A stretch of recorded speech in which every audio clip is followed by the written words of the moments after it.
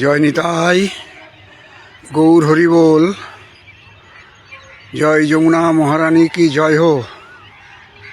জয় যমুনা মহারানী কি জয় হো। জয় যমুনা মহারানী কি জয় হো। জয় যমুনা মহারানী কি জয় হো। জয় বৃন্দাবন ধাম কি জয় হো। জয় যমুনা মহারানী কি জয় হো। জয় বৃন্দাবন ধাম কি জয় হো। জয় শ্রীকৃষ্ণ চৈতন্য মহাপ্রভু কি জয় হো। কৃষ্ণচন্দ্রের জয় হোক।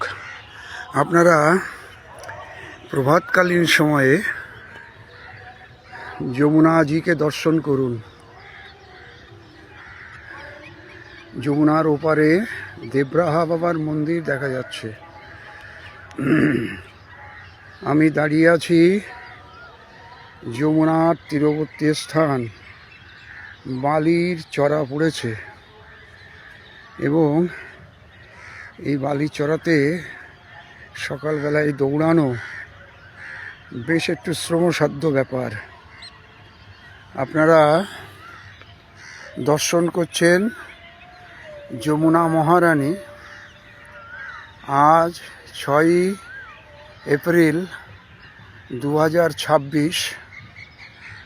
এটা বৃন্দাবন ধাম যমুনা মহারানী।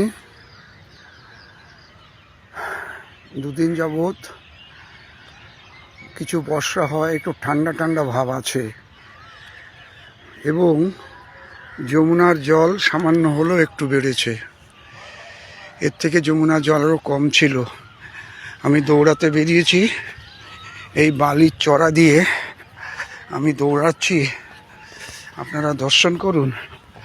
এটা যমুনার তীর, বালির চড়া, পাশে এক মহাত্মার কুটিয়া বলবো না, গাছের তল উনি থাকেন।